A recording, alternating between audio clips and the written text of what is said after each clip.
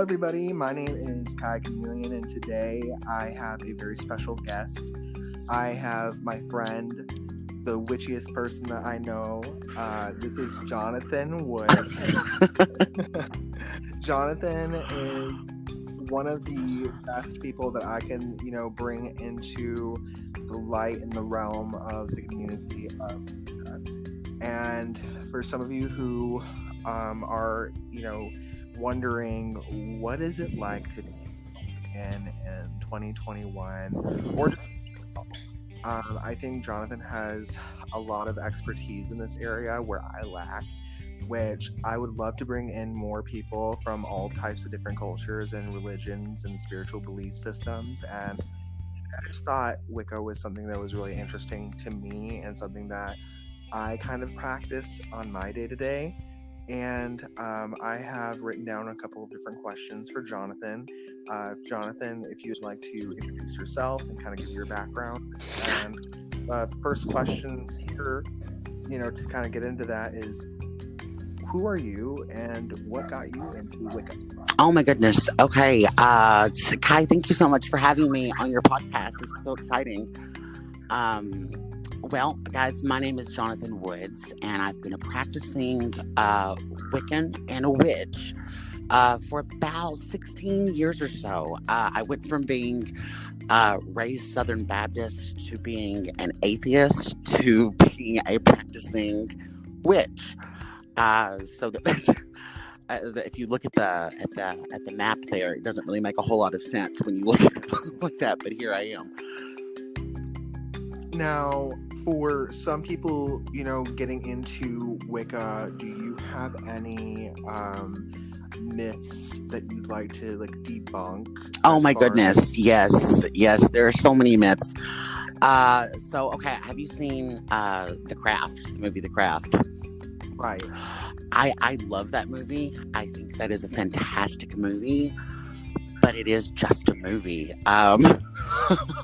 I think when a lot of people think about Wicca, and specifically witchcraft in general, here lately, it's been very positive. We've had shows over the past couple of decades like Buffy the Vampire Slayer and more specifically Charmed, which has shown the craft in a very but completely untrue light. It is just Hollywood.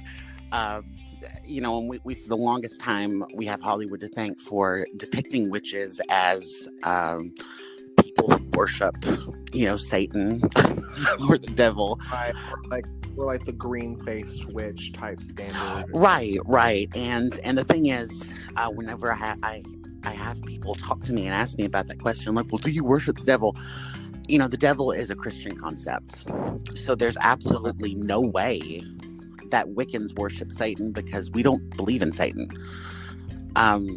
So it's it's like asking a Christian if they worship Mordor, that thing from Lord of the Rings. Like, obviously they don't believe in that. It's fiction for them.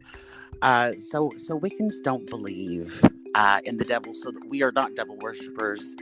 We don't drink the blood of small infants. Wicca, actually, a part of what drew me to Wicca was how peaceful and how life affirming it is.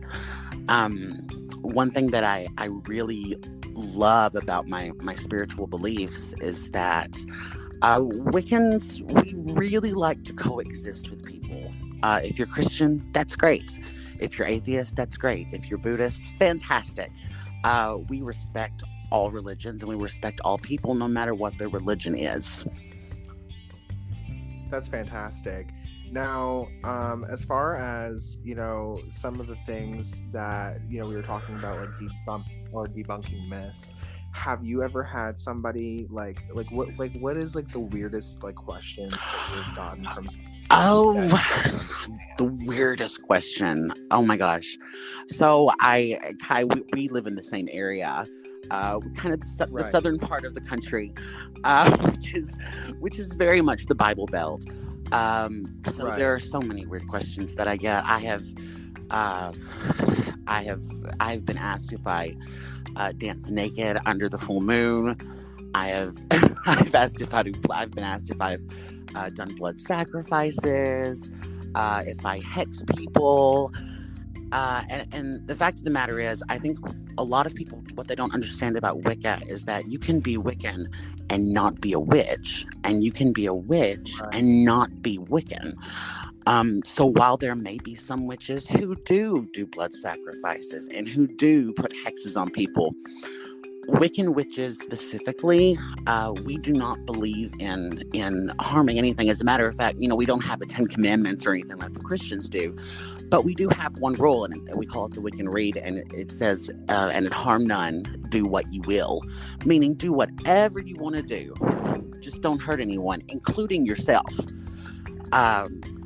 So, before we do any kind of spell work, which essentially is like prayer for us, we always have to ask ourselves, what will be the consequences of this? Whatever we do believe that whatever you put out there, you will get back times 3. Now, with that being said, now going back to like hexing. Now, when people talk about like, hexing, now, did that stem from Wiccan culture, or did that stem from like paganism? Now, is there a difference? Or well, here's the thing about when you start talking about paganism is an umbrella term.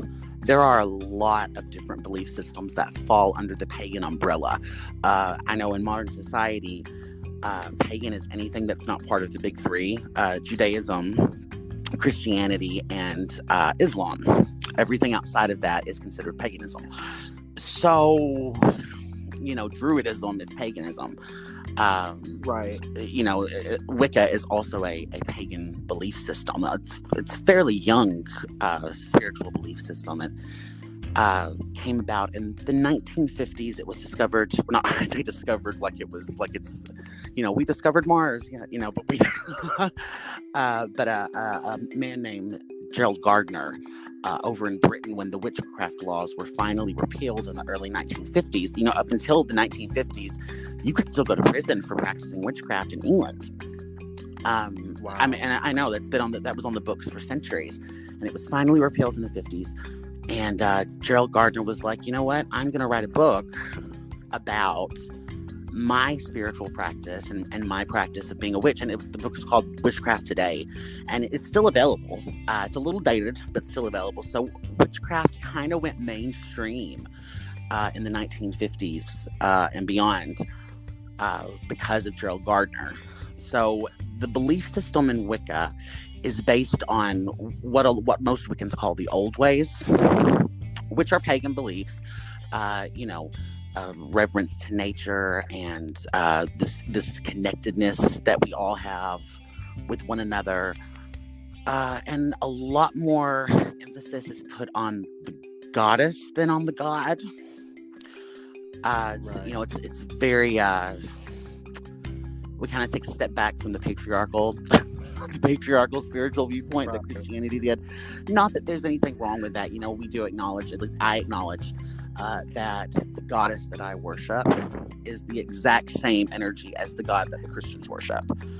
Right, and a lot of people have this misconception that, like, if you are Christian, that you are only Christian, and, like, I know a lot of practicing witches who are also within the Christian. Oh, absolutely. And what is so interesting, just when you start looking at the history behind the witchcraft movement, a lot of Christians will cite the Bible and say, well, it says here that thou shalt not suffer a witch to live.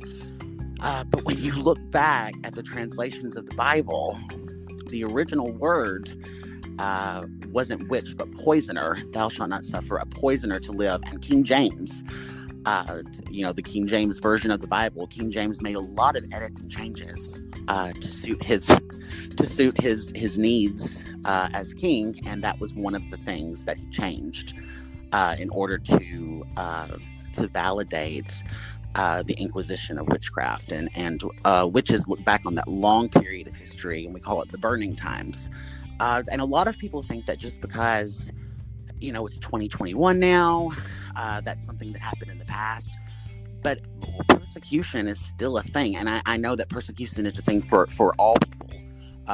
You are going to be persecuted just because prejudice exists. But even as early as late as just a few years ago, a woman was burned at the stake down in Brazil because she was accused of witchcraft. So this isn't something that has gone away. Even in the 1950s and 1960s, here in America, we had the McCarthy era, which granted that was for communism, but it was the same idea. So these people are different. Let's point fingers. Let's arrest them. Let's put them on trial. And you look at politics today, Kai, and I know you and I have talked a lot about politics. Right. This proverbial witch hunt, it's still going on, just in different forms. I feel like we got absolutely way far off topic, but that happens a lot when we talk. So no, you're completely fine. We have as much time as we need to talk about this. One thing that you kind of sparked my interest in talking about, though, too, and I was just sitting here thinking about this, is the fact that we are both a part of the LGBT community. Oh, absolutely. And that, I think it's really interesting to me to see how many queer adults also practice. I that is a huge number of my fellow witches identify as LGBTQ plus, and I think the reason that so many of our community flock to this religion and to this spiritual practice is because it is so open and so affirming and so inclusive. Because when you have this idea of "and it harm none, do what you will," as long as you're not hurting anyone else, absolutely be true to who you are. And paganism, but in Wicca. So you think Wicca is almost? Do you find it almost like inviting to the people who feel less, open and accepted? Absolutely. One thing that I really do love about practicing Wicca and practicing witchcraft is how affirming it is to so many different walks of life and so many different kinds of people. Because at the end of the day, there is absolutely, Kai, there's nowhere that your energy begins and my energy ends. We are all connected with one energetic force. And Wicca kind of encourages exploring that idea a little bit, or not even a little bit, a lot of it. And it's very celebratory of people who identify differently than the norm, who aren't afraid to say, you know what, I'm queer and that's okay, and I have a place in society, and my life matters. And Wicca is one of those spiritual practices that looks past gender identity and sexual orientation and race. It's bigger than all of that. That's very beautiful. Now, for somebody who is new into the idea of the culture, do you have any advice for somebody who is, not really knowledgeable of what they're doing prior to getting? I think the best advice that I could give someone who is wanting to learn about the craft and about Wicca in particular is to read. Read with an open mind and know that just because it's in print does not mean that it's true. One thing that I really love about Wicca is that it's not spoon-fed to you. You are in charge of your own spiritual practice. You're in charge of your own spiritual growth, and you're in charge of your own spiritual narrative. So it is up to you to discern how you want to invest in your spiritual practice. We don't have a hierarchy like churches do. We don't have a preacher, and we don't have elders of the church, and we don't have a book that dictates how we're supposed to live our lives. It really is up to us. So the best advice that I could give you is to read everything you can get your hands on. I have been to a few different of your, I'd say, I'd like to call them seminars or classes on Wicca, and I have found, the way you speak and the way you speak about it so wonderful, because to me, somebody like you coming in and just being so inviting, thank you. just being like, I think the best thing about you is like, you're the type just to automatically be like, hey, like if this resonates with you, cool, and if it doesn't, cool, but like here's my standpoint on it, this is the way I practice, and if you don't practice that way, cool. I think that is the most inviting way to welcome anybody. I agree with you, Kai, and I really do, and I feel like no matter what path that we each walk, I think that we are here, and you and I have talked about this a little bit, about how we decided to incarnate in this place, in this time, for a reason. And I think that our job here, beliefs or political beliefs or ideology, is to empower each other. Right. We're definitely here to that empower we each other. do that by casting judgment aside for who they are, regardless. It's not my place to understand somebody different from me. It's my place to embrace them and empower them. You are cutting out just a little bit right here. Can you say that one more time? That way I can go back and cut. Yeah, I feel like you and I have kind of talked about this a little bit, about incarnating in this place at this time for a reason. And I think that our reason is to empower each other. It doesn't matter if you walk a different path than I do. It doesn't matter if you identify differently than I do on a political spectrum or a religious spectrum or a gender spectrum. My job is not to judge. My job is to love and accept and empower. And I think that's what we're all here for. That is absolutely incredible. We are getting close to ending here at the end of the podcast here. I do want to thank you so very much for joining me.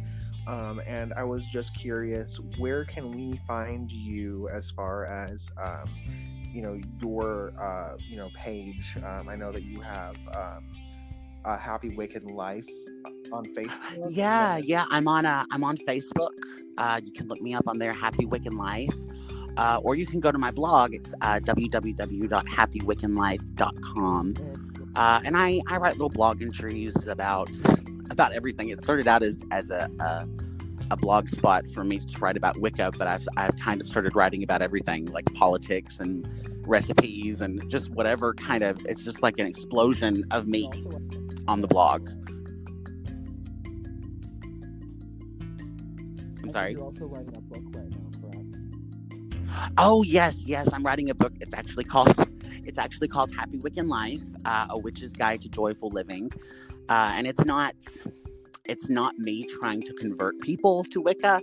It's just showing people what I do to have a joyful life, and my goal every morning when I get up is to be joy and spread joy wherever I go. And sometimes I mess up, and I don't always. I know you've seen me once or twice lose my cool, and I've had to check myself. I think you said I went from 0 to Karen in like 0.5 seconds. But what's so awesome about that, Kai, is that we all do that, and we acknowledge that in each other, and we accept it for who we are in the moment, and we move on. Absolutely. Well, again, I wanted to thank you so much for coming on tonight. I will definitely be having you again in the future. And do you have any last statements or anything that you want to say to my audience before we head off? Guys, just be blessed and stay positive. And we're in the age of Aquarius now, and that is a time of harmony and love, and stay in that high vibration of love. You can't go wrong when you do, so blessings to all of you, Kai. Blessings to your listeners and to you. Thank you so much for having me. Thank you. I appreciate you. I'll see you again. Bye-bye.